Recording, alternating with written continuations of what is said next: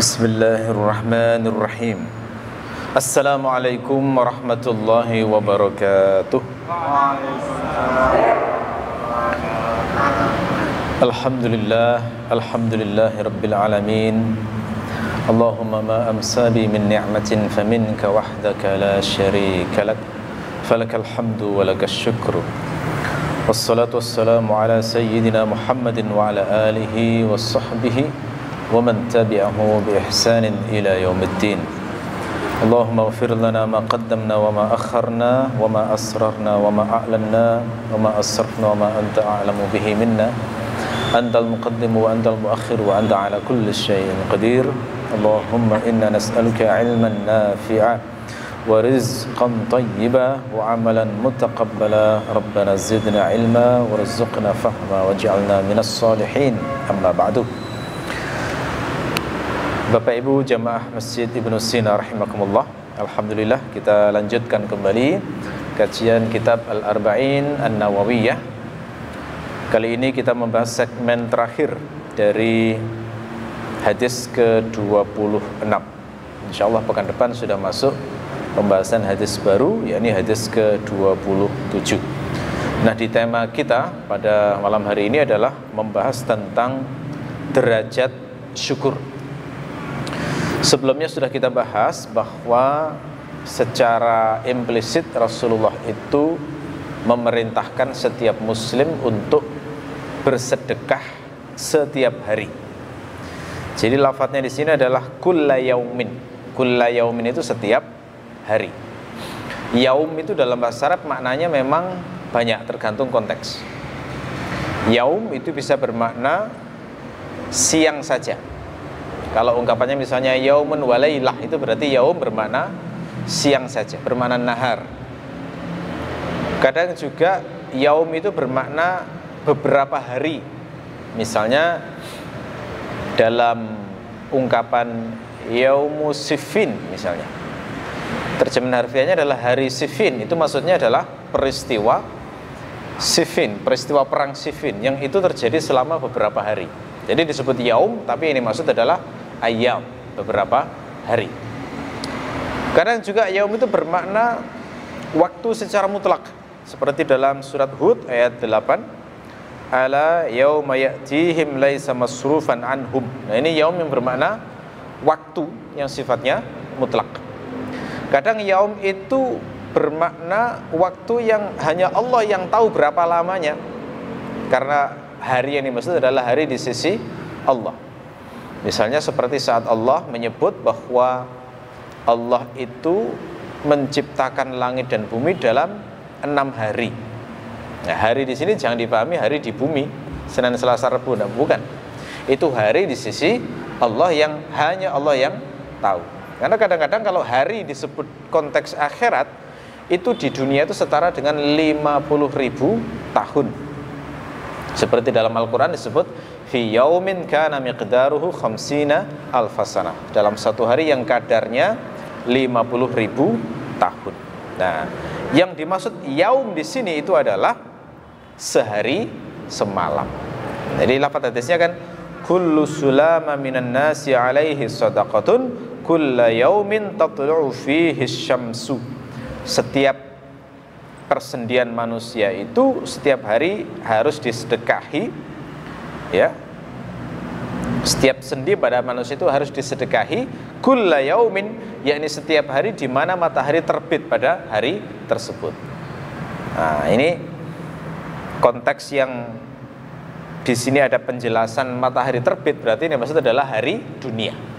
Hari dunia ini maksud adalah sehari semalam di sini. Nah, zahir hadisnya di sini menunjukkan ini adalah kewajiban karena ada lafadz ala. Ala itu dalam bahasa Arab maknanya isti'la, menunjukkan di atas sesuatu. Nah, kalau sesuatu itu berada di atas, berarti dia menjadi beban. Kalau dia itu menjadi beban, berarti kewajiban. Makanya dalam bahasa Arab itu seringkali kewajiban diungkapkan dengan ala. Orang Arab dulu kalau mengatakan alayya alfu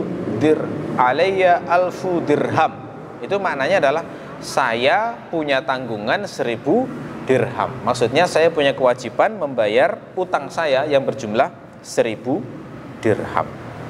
Ya.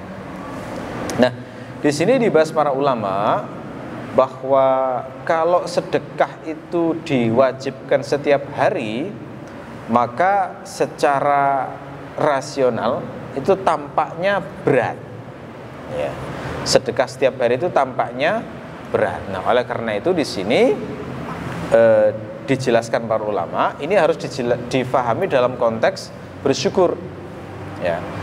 Ketika diperintahkan bersedekah setiap hari sejumlah persendian pada tulang manusia, maka yang harus difahami adalah Allah dan Rasulnya memerintahkan setiap muslim untuk mensyukuri anggota tubuh yang diberikan kepada kita, mensyukuri nikmat anggota tubuh yang diberikan kepada kita. Nah, karena konteksnya adalah mensyukuri anggota tubuh, maka harus difahami syukur itu ada 2 tingkatan, ada 2 derajat. Apa saja itu? Yang pertama adalah syukur yang bersifat wajib. Jadi semua orang kena, siapapun dia kena. Apakah dia kaya ataupun miskin, apakah tubuhnya itu cacat ataukah lengkap sempurna, ya, selama dia masih terkategori mukallaf, masih dikasih beban, maka terkena kewajiban syukur yang jenis ini. Ya, definisi mukallaf itu bukan orang yang tidak cacat, enggak, cacat bisa mukallaf. Orang lumpuh sekalipun masih wajib sholat. Orang yang buta sekalipun masih wajib sholat. Orang tuli sekalipun masih wajib sholat. Jadi cacat tubuh itu bukan ciri orang tidak mukallaf.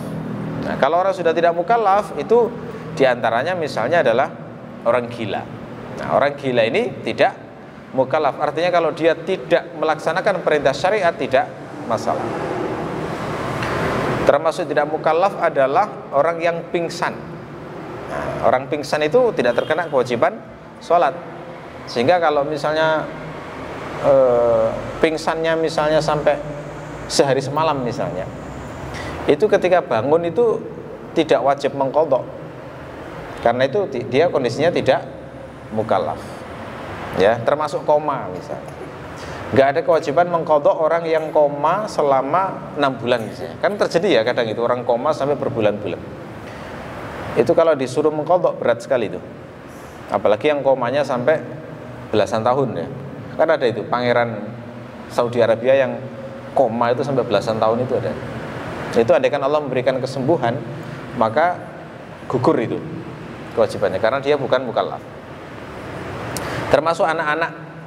Nah, anak-anak itu masih belum punya taklif, jadi masih belum wajib sholat, belum wajib puasa. Ketika dia melakukan kesalahan pun tidak dihitung dosa karena bukan mukallaf. Bagaimana dengan orang idiot? Idiot itu kan bukan gila ya. Idiot itu orang yang intelijensianya di bawah rata-rata. Apakah mukallaf itu? Artinya kalau mukallaf itu apakah wajib sholat? Apakah walinya itu wajib ngajari sholat? Apakah walinya wajib amar ma'ruf nahi mungkar, mengontrol orang idiot itu? Nah, jawabannya adalah ya. Orang idiot atau istilahnya safih atau sufaha itu tergolong mukallaf. Jadi tetap harus ditaklif hukum, masih wajib sholat, wajib puasa, cuma dilembuti, diajari sekadar dengan kekuatan akalnya. Tapi dia masih tergolong mukallaf. Ya, karena mukallaf itulah maka harta yang dimiliki idiot tetap wajib dizakati. Ya, ya, jadi itu. Syukur yang sifatnya wajib itu bagaimana? Syukur yang sifatnya wajib adalah melaksanakan yang fardu dan menjauhi yang haram. Jadi prinsipnya pokoknya seorang hamba itu melaksanakan yang wajib dari Allah, menjauhi yang haram, maka dia sudah dikatakan bersyukur, sudah dikatakan mensyukuri seluruh anggota tubuhnya yang diberi nikmat oleh Allah itu. Ya. Di antara dalil yang menunjukkan adalah hadis riwayat Abu Dawud dari Abu Al-Aswad Ad-Du'ali, beliau mengatakan, "Bainama nahnu 'inda Abi Dzarrin qala tatkala kami berada di sisi Abu Dzar, maka beliau berkata, nah ini berarti konteksnya ngaji ke seorang sahabat yang bernama Abu Dzar. Ya, Abu Dzar ini gimana ngasih ilmunya? Beliau mengatakan, yusbihu ala kulli sulama min ahadikum fi kulli yaumin sadaqah. Setiap pagi maka setiap ruas tulang di antara kalian itu punya kewajiban sedekah setiap hari. Nah ini berarti Abu Dzar ini mendapatkan ilmu dari Rasulullah, kemudian disampaikan lagi. Persis kan lafadznya ya, disampaikan lagi kepada diantaranya Abu Al-Aswad Ad-Du'ali dan kawan-kawannya. Terus Abu Dzar menjelaskan, falahu bi kulli sholatin shadaqah. Maka setiap sholat dihitung satu sedekah. Nah, sholat di sini hukum asalnya yang wajib dulu tentu. Berarti kalau dia sholat 5 waktu, maka dia telah melaksanakan kewajiban sedekah untuk tiap ruas tulang ini. Wasiyamin shadaqah, dan setiap satu puasa dihitung satu kali sedekah. Nah, maknanya dia puasa setiap hari dihitung juga satu sedekah. Wa hajjin shadaqah, dan haji itu sedekah. Dan masih ada lagi lanjutannya. Ini dijadikan para ulama sebagai dalil bahwa melaksanakan kewajiban itu melaksanakan tuntutan untuk mensedekahi setiap ruas tulang ini, gitu ya. Ada juga hadis yang lain riwayat Al-Bukhari yang mana Rasulullah memerintahkan supaya menjauhi keburukan.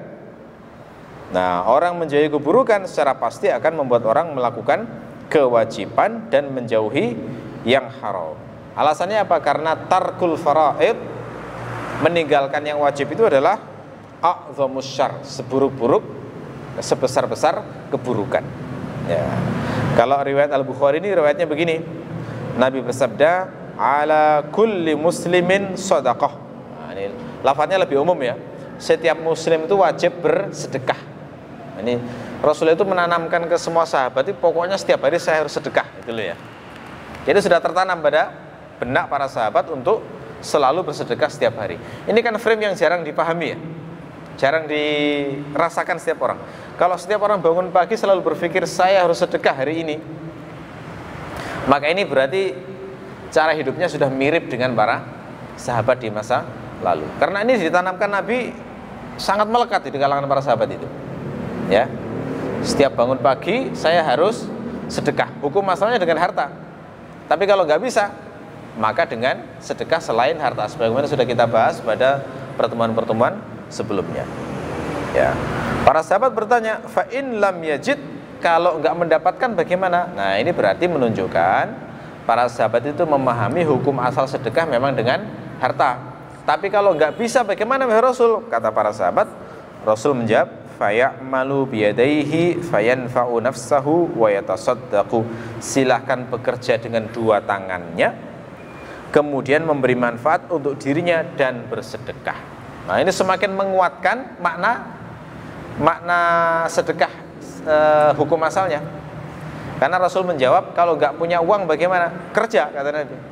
Fayamalu biyadaihi artinya berarti gunakan skillmu, gunakan kemampuanmu untuk menghasilkan uang. Ungkapan memakai kedua tangan ini jangan dipahami harfiah ya. Bekerja itu nggak selalu pakai tangan. Kadang bekerja itu hanya pakai pikiran bisa, tanpa tangan. Ya, ini hanya ungkapan kinayah untuk bekerja. Ya, kalau di zaman Nabi bekerja dengan tangan itu prakteknya banyak. Profesi di zaman Nabi itu diantaranya adalah bertani. Karena Madinah itu termasuk subur, maka banyak para sahabat yang bekerja sebagai petani, menanam gandum, menanam kurma, menanam anggur, dan sebagainya, yang semuanya itu ada zakatnya. Ya. Ada juga di antara mereka yang bekerja sebagai pandai besi, jadi membuat pedang, buat tombak, dijual. Ya. Ada juga di antara mereka yang bekerja sebagai buruh pengangkut, misalnya. Menimba, kemudian satu timba dihargai satu kurma misalnya. Ada juga yang berdagang. Nah, ini banyak juga yang berdagang. Itu semua bentuk ya'malu biyadaihi, bekerja dengan kedua tangannya. Nah, Rasulullah memerintahkan itu. Ini menunjukkan Rasul itu senang dengan umatnya yang bekerja, apapun itu. Ya, apapun yang mungkin dilakukan, maka bekerjalah. Ini saja itu kalau dilakukan, maka insya Allah keluarga-keluarga menjadi tidak terlantar, gitu ya. Karena kadang-kadang kebanyakan keluarga-keluarga terlantar itu karena yang seharusnya bekerja tidak bekerja. Itu yang menjadi masalah itu. Akhirnya yang jadi korban adalah istri dan anak-anaknya, yang akhirnya terpaksa, yang bekerja akhirnya istri, yang kalau nggak cukup kadang harus hutang-hutang, yang kadang hutangnya itu sampai terjebak pada rentenir, gitu ya. Ini kadang masalah utamanya adalah pada lelakinya yang tidak melaksanakan perintah Nabi untuk bekerja ini. Padahal ini adalah bagian dari ajaran Nabi. Bekerja dengan tangannya, memberi manfaat dirinya dan bersedekah. Artinya jangan sampai mengemis. Dan kalau bisa usahakan bekerja itu, kalau sampai lebih maka gunakan bersedekah. Terus para sahabat bertanya lagi, qalu fa in lam yastati aw lam yaf'al. Terus kalau nggak bisa bagaimana Nabi? Misalnya nggak bisa bekerja, entah itu sakit atau sudah bekerja tapi hasilnya itu hanya cukup untuk kebutuhannya, tidak melebihi kebutuhannya, maka Nabi mengatakan fayu'inu dzal hajatil malhuf. Silahkan membantu orang yang memiliki kebutuhan yang dia menderita. Nah, ini berarti bentuk sedekah yang lain untuk menggugurkan kewajiban sedekah setiap hari itu diantaranya adalah membantu orang yang punya kebutuhan dan menderita. Ya, seperti zaman sekarang ini, ketika sebagian kaum muslimin di Palestina diuji, itu kan contoh orang yang malhuf, ya. Contoh malhuf itu di sana sekarang. Orang yang sebelumnya hidupnya aman dan damai, tiba-tiba dibom sehingga ada yang tewas, ada yang sakit, yang membutuhkan darah, membutuhkan perawatan, butuh makanan dan lain sebagainya. Nah, itu membantu contoh semacam itu ketika kaum muslimin menyumbang ke sana. Nah, itu adalah bagian dari yu'inu dzal hajatil malhuf. Walaupun sumbangan itu enggak harus berupa harta. Kadang sumbangan itu bisa membantu, itu bisa dalam bentuk opini. Opini itu adalah bagian dari membantu mereka. Doa itu juga bagian dari membantu mereka, memberi tekanan-tekanan bagi yang jadi pejabat, ya, tekanan politik, mengutuk dan sebagainya. Itu adalah bagian dari yu'in, membantu. Para sahabat bertanya lagi, ya, qalu fa in lam yaf'al, kalau enggak melakukan bagaimana? Fal ya'mur bil khair aw qala bil ma'ruf. Silahkan memerintahkan hal yang baik. Jadi kalau nggak bisa membantu dengan tenaga, maka coba sedekahnya itu dilakukan dengan lisan. Gimana itu? Ya, ini dengan mengucapkan kata-kata yang baik, memerintahkan yang baik. Ya. Qala fa in lam yaf'al qala fal yumsik 'anis syarri. Kalau nggak melakukan bagaimana? Maka Nabi menjawab, hendaklah menahan diri dari keburukan, fa innahu lahu shadaqah, karena demikian itu termasuk sedekah. Nah, ini difahami para ulama begini, menahan diri untuk tidak melakukan keburukan, maka ini mencakup tidak melakukan yang haram dan melaksanakan kewajiban. Karena tarkul faraid, meninggalkan yang wajib, itu adalah keburukan. Sebagaimana orang yang melakukan keharaman itu adalah bagian dari keburukan. Jadi bisa menghindar itu saja, itu sudah dikatakan telah melaksanakan kewajiban dan menjauhi yang haram. Ya, karena itulah sebagian ulama salaf mengatakan makna syukur itu adalah meninggalkan maksiat. Nah, misalnya seperti Makhlad bin Husain, beliau mengatakan kana yuqalu asyukru tarkul ma'asi. Ya, syukur itu adalah meninggalkan maksiat. Ya, karena bentuk berterima kasih itu kepada Allah, ya, itu diantara yang paling menonjol adalah tidak melakukan apa yang dilarang oleh Allah. Jadi nggak selalu dengan ucapan saja, ya. Seperti seorang ayah ketika memberi uang anaknya, itu diantara bentuk terima kasih itu kan nggak sekedar ngomong terima kasih ayah, gitu ya. tetapi bagaimana menggunakan uang tersebut untuk hal yang baik. Nah, bayangkan ya, seorang anak dapat uang dari ayah, kemudian bilang terima kasih, tapi dibuat pasang togel misalnya. Kira-kira seneng nggak ayah kayak gitu? Nah, itu perumpamannya kayak gitu. Makanya bersyukur itu adalah meninggalkan maksiat, diantaranya itu menggunakan nikmat yang diterima itu tidak dipakai untuk maksiat, tapi digunakan untuk melaksanakan kewajiban. Alangkah senangnya jika seorang ayah itu ngasih uang, terus uangnya itu dipakai untuk membeli buku misalnya, belajar. Senang karena bermanfaat.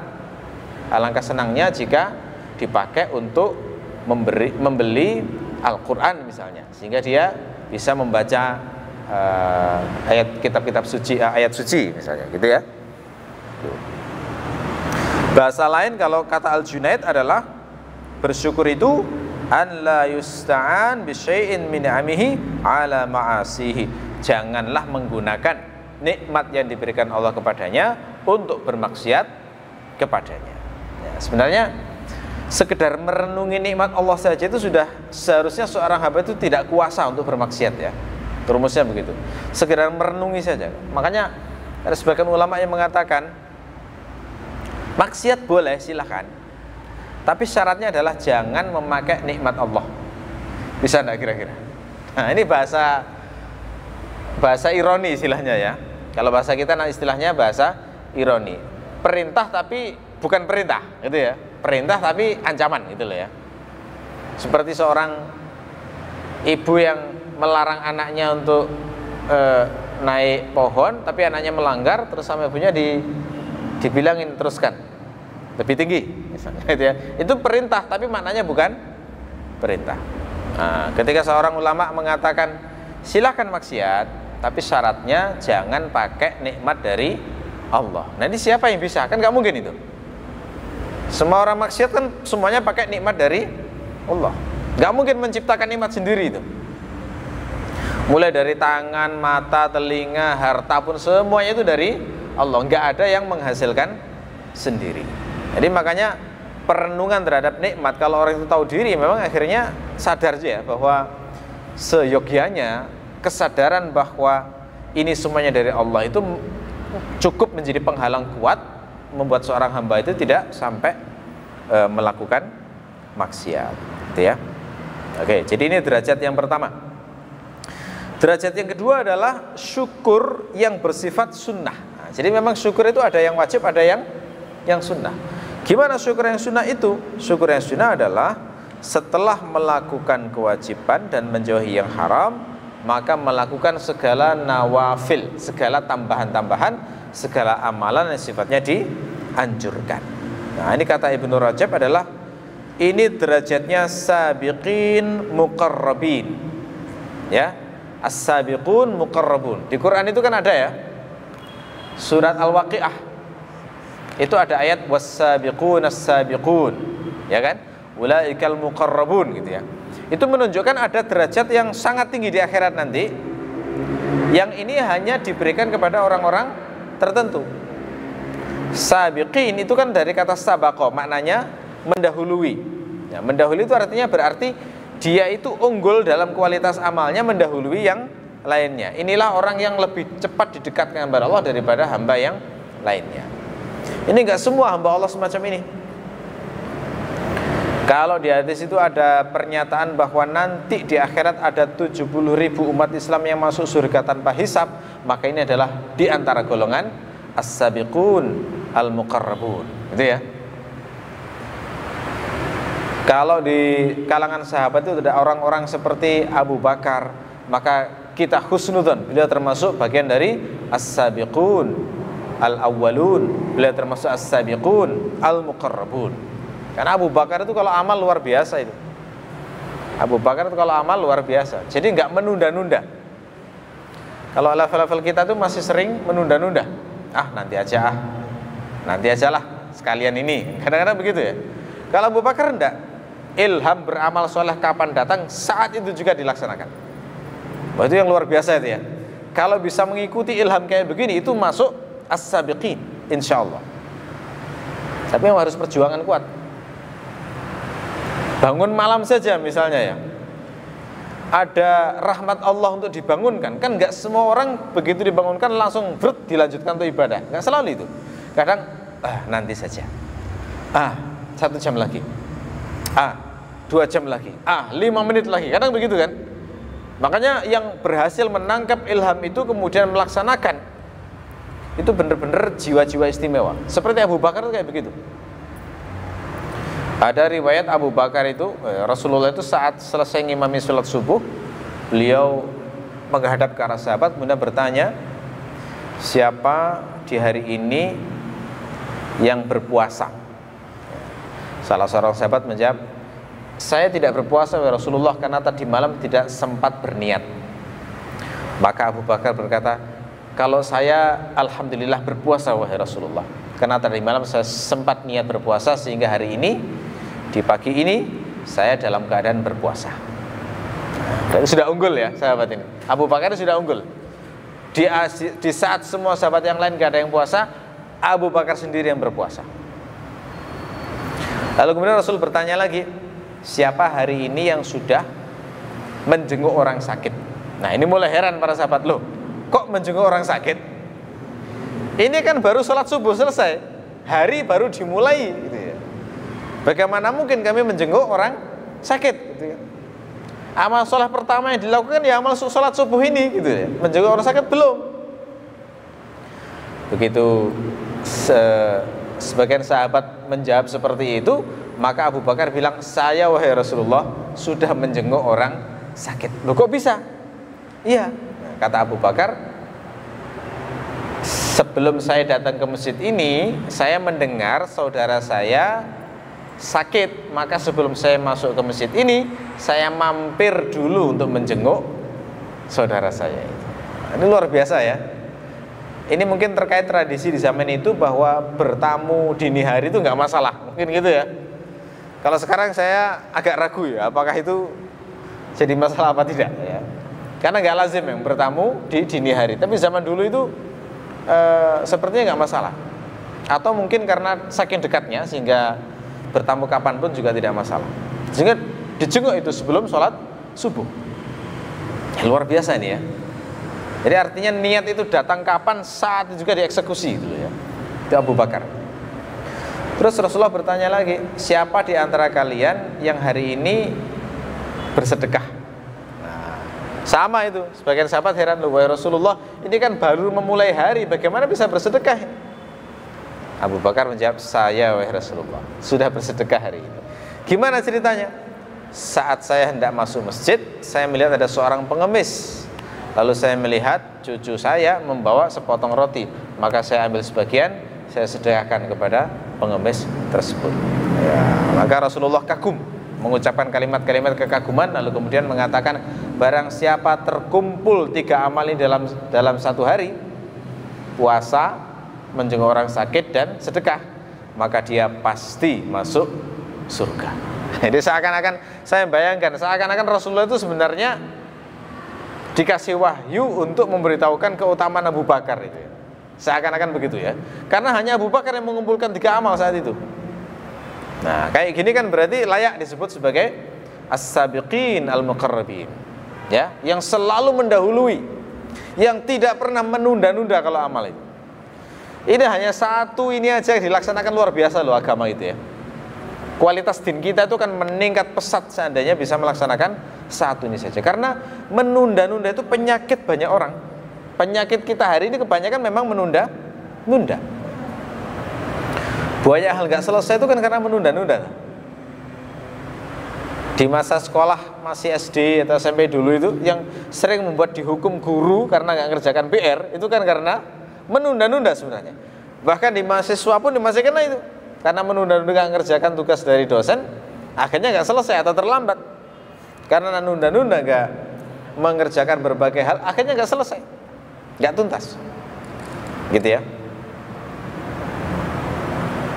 Para ulama mengatakan taswif. Taswif itu menunda-nunda. Itu yang membuat kualitas menjadi turun. Gitu ya.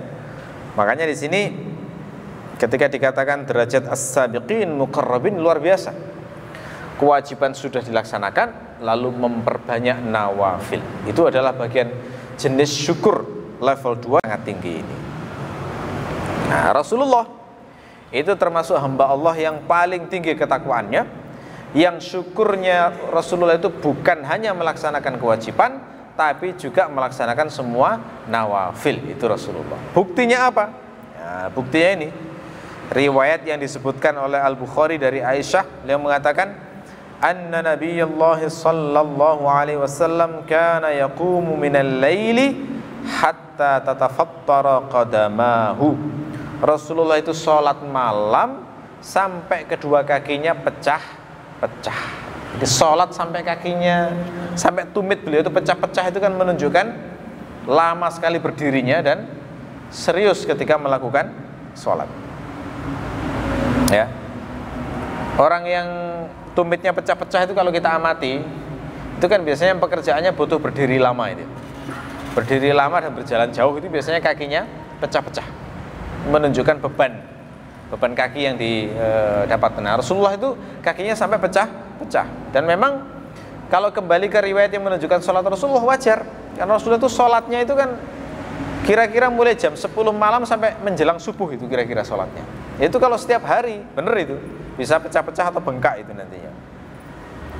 Maka Aisyah bertanya, faqalat Aisyah, lima tasna'u hadha ya Rasulullah wa qad ghafarallahu laka ma taqaddama min dhanbika wa ma ta'akhkhara. Kenapa engkau melakukan ini wahai Rasulullah, sementara Allah telah mengampuni dosamu yang terdahulu dan yang terkemudian. Jadi Rasulullah itu kan sudah diampuni dosanya oleh Allah, maksum beliau. Artinya sudah melaksanakan kewajiban dan menjauhi seluruh yang haram. Berarti sudah melaksanakan syukur yang wajib, kan begitu. Kalau orang sholat untuk mentarget memohon ampun kepada Allah, berarti ada keharaman yang dilanggar, kan gitu. Ada keharaman yang dilanggar, ada kewajiban yang tidak dilakukan. Berarti motivasi sholatnya itu adalah untuk mendapatkan ampunan dari Allah. Tapi Rasulullah ini sholat sepanjang itu bukan karena ada dosa, bukan karena ada dosa. Makanya ditanya oleh Aisyah, kenapa? Jawaban Nabi, afala uhibbu an akuna abdan syakura. Apakah aku tidak senang untuk menjadi hamba yang bersyukur? Berarti motivasinya adalah bersyukur yang sifatnya bukan wajib lagi ini. Ini bersyukur yang sifatnya keutamaan tadi, sunnah tadi. Jadi bukan karena melaksanakan kewajiban. Ya. Yang seperti Rasulullah adalah keluarga Nabi Dawud. Nikmat yang diberikan Allah kepada Nabi Dawud itu luar biasa. Beliau itu dikasih wahyu, dikasih ilmu, dikasih petunjuk, dikasih mazmur, sudah begitu dikasih kerajaan. Jadi pejabat, jadi raja, jadi pejabat yang paling tinggi yang ditaati banyak orang. Berarti punya kuasa, punya militer. Sudah begitu istrinya 99. Coba. Itu kan perfect ya. Nikmat yang perfect. Dunia dapat, akhirat dapat. Kan jarang yang dapat kayak gini ya. Orang itu kadang kalau dikasih dunia, maka akhiratnya tidak dapat. Ada yang dikasih akhirat, dunianya tidak dapat. Kan gitu. Konglomerat hari ini itu rata-rata kan orang-orang yang kafir kan. Orang-orang yang menguasai dunia hari ini itu kebanyakan orang-orang yang kafir. Nggak dapat akhirat dia. Sebaliknya orang yang oleh Allah dikasih akhirat yang banyak, kesalehan, ilmunya banyak, justru malah tidak terkenal, malah tertindas, bahkan mungkin beberapa meninggal karena dibunuh. Seperti nabi-nabi sebagian kan meninggal karena dibunuh itu. Itu kan akhiratnya dapat tapi dunia tidak dapat. Nah, Nabi Dawud itu dapat semuanya.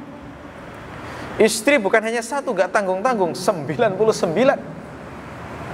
Artinya berarti kalau istri pertama itu didatangi hari tanggal 1 Januari ya, maka kembali ke istri pertama itu butuh kira-kira sampai bulan April ya, baru balik lagi ke istri yang pertama. Kalau adil kan begitu ya. 99, luar biasa. Nikmatnya sangat sangat besar. Udah begitu dikasih suara yang merdu. Kalau Maher Zain nggak ada apa-apanya saya kira.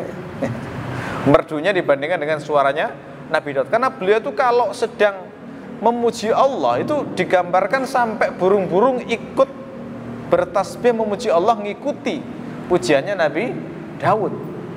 Saking indahnya suaranya. Ya, nggak perlu kontes-kontes ini sudah. Nabi Daud itu suaranya sangat merdu. Jadi sempurna, semuanya dikasih. Makanya salah satu doa Nabi Daud dan Nabi Sulaiman putranya itu saat bersyukur kepada Allah itu kan bunyi tahmidnya berbunyi Alhamdulillahilladzi faddalana ala katsirin min ibadihil mu'minin. Segala puji bagi Allah yang telah melebihkan kami daripada kebanyakan hamba-hambanya yang mukmin. Nah, ini dikutip dalam Al-Quran untuk menunjukkan bahwa nikmat sebesar itu ketika seorang hamba itu cukup melakukan iktiraf, mengakui dan tahmid, maka itu sudah cukup sebagai syukur, gitu ya. Sehingga sampai dikutip oleh Allah dalam Al-Quran supaya menjadi pelajaran bagi orang mukmin yang lainnya. Nah, dengan nikmat sebanyak ini, maka Allah memerintahkan kepada Nabi Daud dan keluarganya dalam Al-Quran, i'malu ala Dawud syukran, beramallah wahai keluarga Daud dalam rangka bersyukur. Gitu ya. Jadi ada perintah bersyukur kepada Nabi Daud. Lalu bagaimana keluarga Nabi Daud melaksanakan perintah ini? Lam ta'ti 'alal qaumi illa wa fihim musallin. Jadi kata Ibnu Rajab, setelah datang perintah ini maka seluruh keluarga Nabi Daud itu bersyukur dengan Allah dengan cara memperbanyak sholat, sehingga tidak ada datang waktu siang maupun malam di waktu apapun melainkan selalu ada yang sholat. Nah, ini luar biasa indah ya. Andaikan kita bisa memvisikan keluarga kita seperti itu, indah. Keluarga yang bervisi seperti Nabi Daud itu gimana? Yakni keluarga yang tidak pernah lewat waktu siang maupun malam, melainkan selalu ada anggota keluarga yang mengisinya dengan sholat. Gitu ya. Siang hari ada yang sholat, sore ada yang sholat, pagi ada yang sholat, menjelang zuhur ada yang sholat, malam hari juga ada yang sholat. Nggak harus bareng semuanya, enggak, tapi setiap tergantung waktu masing-masing. Karena tiap orang kan mungkin waktunya beda-beda. Tiap anggota keluarga itu mungkin waktunya beda-beda. Seorang ibu mungkin waktu sibuknya adalah pagi, menyiapkan sarapan. Mungkin belum bisa banyak untuk sholat, ngurus anak, untuk sarapan, bersih-bersih misalnya. Waktu longgarnya ibu mungkin sekitar jam 10, nah saat itu sholat. Nah yang bapak, pagi itu ketika sudah segar, nah, tidak ada belum waktunya masuk kerja, maka sholat. Nah, istrinya nggak sholat, tapi sang ayahnya sholat, gitu ya. Begitu istri sudah selesai pekerjaan, maka dia sholat. Anaknya, nah, beda lagi di waktu yang lain, sampai terisi penuh itu siang maupun malam, selalu ada yang sholat di antara keluarga tersebut. Kalau ada keluarga yang seperti ini, maka keluarga ini berarti keluarga yang mirip dengan keluarga Abi Daud, yang insya Allah termasuk bagian hamba Allah yang mensyukuri nikmat Allah. Memang kalau kita kembali ke surat Al-Kautsar ya, itu bentuk syukur terbaik itu adalah sholat memang. Allah kan berfirman, Inna a'tainakal kautsar. Aku memberi engkau wahai Muhammad nikmat yang sangat banyak. Nikmat Allah pada Rasulullah itu kan banyak kan. Awalnya beliau miskin, dibuat kaya dengan dinikahkan Khadijah, gitu ya. Terus dikasih anak yang banyak, dan anak Rasulullah itu tidak ada yang bermasalah, semuanya soleh, solehah. Nggak seperti Nabi Nuh yang masih diuji Kan'an. Kalau Rasulullah itu semuanya solehah. Bahkan salah satu anak Rasulullah, yakni Fatimah, itu menjadi pemimpinnya para wanita. Sudah begitu cucu-cucunya juga menjadi pemimpin pemuda di surga, Al-Hasan dan Al-Husain. Termasuk keturunan Nabi nanti ada yang menjadi Al-Mahdi, yang ditunggu oleh umat Islam, yang akan memimpin, membawa kaum muslimin dalam kejayaan. Jadi keluarganya baik-baik Rasulullah itu. Mantunya juga baik. Kan ada ya orang yang anaknya baik tapi mantunya bermasalah. Ada. Dikasih mantu seperti Ali bin Abi Thalib, penduduk surga, ahli surga, mujtahid mutlak, faqih luar biasa. Ya. Jadi keluarganya baik. Mantunya Utsman bin Affan sama, itu juga ahli surga juga itu. Sudah begitu oleh Rasulullah itu diangkat jadi nabi, itu kan nikmat terbesar itu. Dikasih istri sampai 9, nikmat besar juga itu. Jadi banyak banget nikmat Rasulullah Allah kepada Rasulullah. Terus apa perintah Allah kepada Rasulullah untuk bersyukur itu? Fasholli lirabbika, salatlah untuk Tuhan. Nah, itu menunjukkan bahwa salat itu adalah ekspresi syukur yang terpenting untuk berterima kasih atas nikmat-nikmat Allah. Jadi kalau kita merasa dapat nikmat Allah yang sangat banyak, maka agendakan salat yang baik. Kalau bisa seperti keluarga Nabi Dawud itu, yang menurut sebagian ulama adalah tidak ada waktu kosong siang maupun malam, melainkan selalu ada yang sholat di keluarga itu. Ya, nggak harus selalu bareng. Terutama sholat-sholat sunnah itu, selalu ada yang sholat. Indah itu. Kalau keluarga kita tuh diisi hamba-hamba Allah yang senantiasa mengingat Allah dengan cara sholat, gitu ya. Daripada tiap hari melihat semuanya main HP gitu ya. Ini kan zaman HP gitu ya. Zaman HP itu kita melihat anggota keluarga itu dimanapun HP itu ya. Mau main apapun HP itu ya. Duduk HP, berdiri HP, berbaring HP. Wah ini kan ya belum sesuai gambaran Quran. Kalau gambaran Quran itu orang soleh itu duduk berzikir, berbaring berzikir, berjalan berzikir, kan gitu ya. Nah sekarang ini zikirnya adalah zikir TikTok itu ya. Zikirnya adalah zikir Instagram itu, YouTube, kan begitu ya. Nah, ini ujian zaman ini memang ya, ujian zaman ini.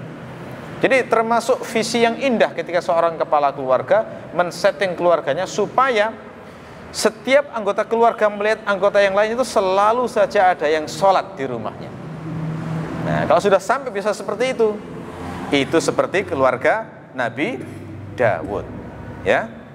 Di kitab Asy-Syukru Ibnu Abi Dunya dikatakan, lamma qila lahum i'malu ala Dawud syukran qala lam ya'ti 'alal qaumi illa wa fihim musallin. Ketika keluarga Daud diperintahkan beramallah dengan salat, beramallah keluarga Daud dalam rangka bersyukur, maka tidaklah datang satu saat pun pada mereka melainkan di dalam mereka, di kalangan mereka selalu ada orang yang salat. Gitu ya. Jadi sholat zaman dulu itu ekspresi bersyukur hamba-hamba Allah yang soleh itu adalah dengan memperbanyak sholat. Ya. Selain sholat, di antara bentuk bersyukur yang disebut Nabi sebagai sedekah terbaik adalah menghutangi. Ini remeh tapi jarang dilakukan. Atau kalau dilakukan lalu kemudian trauma, lalu kemudian bertekad tidak akan mau menghutangi, gitu ya. Kan memang sudah jadi kejadian umum ya. Orang menghutangi gak balik itu kan sering ya, sering banget itu. Ada orang, saya pernah baca statusnya orang yang menghutangi, disediakan itu uang khusus 100 juta untuk menghutangi orang-orang yang butuh. Tujuannya apa? Biar menolong orang-orang tersebut biar tidak terkena riba. Nah, mulia niatnya sebenarnya. Apa yang terjadi? Begitu dihutangi, satu pun gak ada yang bayar. Jadi hilang itu 100 juta itu. Memang kebanyakan mentalnya orang ini agak aneh ya. Kalau menghutang itu gak merasa bahwa itu adalah kewajiban melunasi, sehingga seringkali lupa atau pura-pura lupa. Dan ketika mendapatkan uang tidak diprioritaskan bayar, tapi digunakan yang lain. Sering itu yang masih punya mental semacam itu. Menurut saya penyakitnya adalah karena tidak mengerti ajaran Allah dan Rasulnya terkait bahaya utang. Itu kebanyakannya itu. Utang itu bahaya sekali. Bahaya sekali. Orang itu walaupun beramal soleh banyak, dia amalnya banyak, tapi kalau masih punya hutang, maka dia akan tertahan di pintu surga dan tidak bisa masuk surga sebelum membayar utangnya itu. Ada riwayatnya itu. Ada orang soleh sudah baik, sudah melewati jembatan yang dibentangkan di antara surga dan neraka itu sudah berhasil melewatinya, mau masuk ditahan, tidak boleh. Kenapa? Masih punya utang, harus diselesaikan dulu akhirnya. Ya kalau utangnya cuma 50.000, 100.000 mungkin enteng, yang utangnya jutaan miliaran ini loh. Di hari akhirat kan tidak ada dinar dan dirham, nggak ada rupiah. Bayarnya pakai amal soleh. Kalau nggak cukup, maka nanti maksiatnya atau dosanya orang yang diutangi itu yang diberikan kepada orang itu. Itu yang disebut muflis, orang yang bangkrut itu nanti. Sehingga dia mestinya masuk surga, nggak jadi, dilemparkan ke neraka. Itu bahayanya utang itu di situ. Bahaya yang kedua, utang itu akan membuat orang tersiksa di dalam kubur selama belum dilunasi utangnya. Pernah di zaman Nabi ada seorang yang mati, terus Rasulullah diminta untuk mensolati. Lalu kemudian Rasul bertanya, apakah orang ini punya utang? Jawaban sebagian sahabat, ya wahai Rasulullah, punya utang. Rasul mengatakan, kalau begitu solatilah kawanmu, saya tidak mau mensolati. Rasulullah itu nggak pernah mau nyolati orang yang matinya punya utang, gitu ya, karena itu dosa besar itu. Akhirnya seorang sahabat bilang, wahai Rasulullah, solatilah, biar saya akan melunasi utangnya. Nah, setelah dijamin, baru Rasulullah mau mensolati. Setelah Rasulullah mensolati, dikubur selesai, besoknya ditanya, wahai fulan, apakah sudah kau lunasi itu hutang itu? Jawabannya, belum wahai Rasulullah, kan baru kemarin itu dimakamkan, jadi masih ditunda, belum dilunasi utangnya. Besoknya ditanya lagi, wahai fulan, sudah kau lunasi? Nah, dia mengatakan belum wahai Rasulullah, kalau nggak salah sampai 3 kali. Begitu 3 kali kemudian dikatakan sudah wahai Rasulullah, sudah saya lunasi. Maka jawaban Nabi apa? Al-an baradat jilduhu, sekarang kulitnya baru dingin. Maknanya apa? Berarti sebelum dilunasi utang itu panas terus, dibakar di alam kubur. Nah, itu bahayanya berhutang, gitu ya. Hutang itu bukan hal yang haram, dah. Tapi kalau punya hutang, sesegera mungkin dilunasi. Nabi itu mengatakan, siapa yang berhutang dengan niat untuk melunasi, maka Allah pasti akan bantu, pasti. Ya.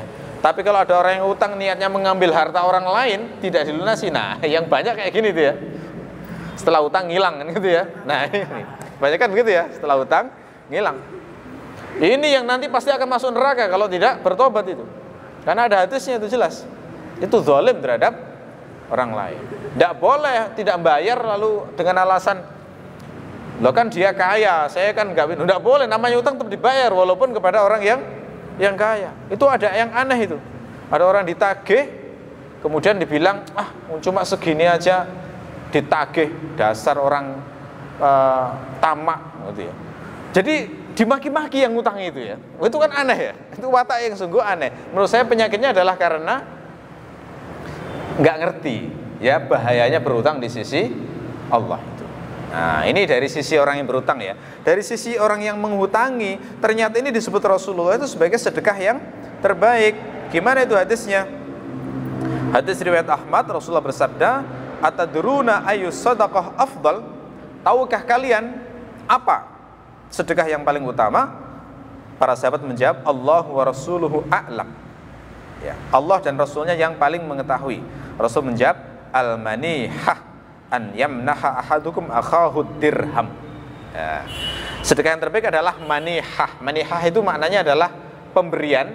Ya, pemberian makna bahasanya, tapi di sini konteksnya adalah an yamnaha akhahum ad-dirham, itu maksudnya adalah menghutangi, kata para ulama. Jadi menghutang itulah diantara sedekah yang terbaik. Kenapa kok menghutangi disebut sebagai sedekah yang terbaik? Karena ujian menghutangi itu lebih berat daripada ujian sedekah.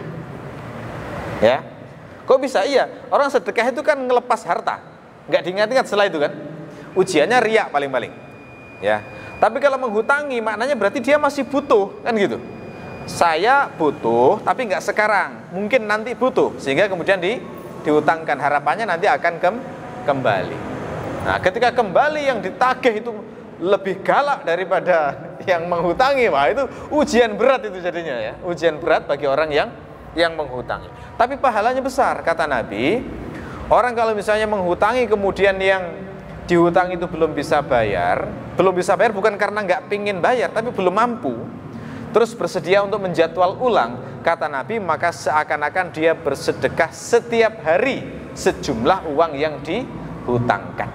Jadi contoh misalnya, jenengan misalnya menghutangi orang 1 juta, tanggal 1 Januari ngutangi 1 juta, janjinya kembali 1 Februari misalnya. Begitu sampai 1 Februari ternyata belum bisa bayar. Dia minta maaf dan dia terkenal jujur selama ini, saya nggak bisa bayar bukan karena ini, memang belum ada. Lalu kemudian dengan lembut kita mengatakan, oke, nggak apa-apa, saya kasih waktu lagi sampai 1 Maret misalnya.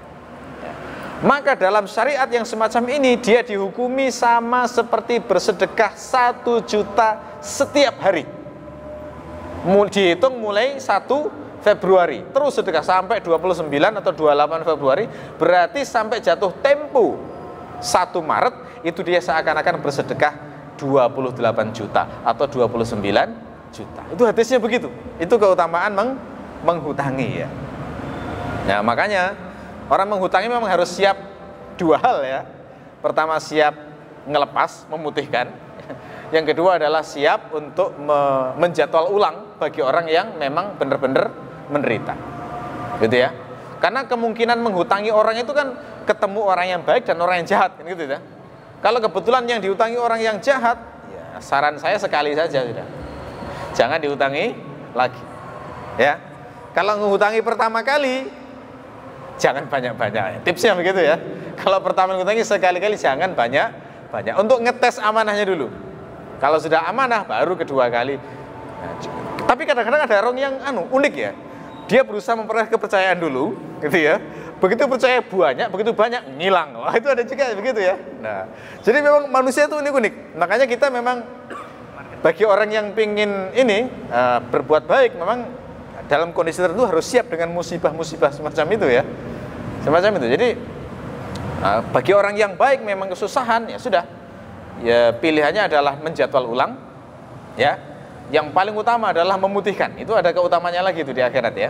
Keutamaannya. Keutamaan memutihkan itu apa? Ada hadisnya ini. Seorang laki-laki di akhirat nanti akan dihisab, lalu kemudian diperlihatkan oleh Allah semua maksiatnya.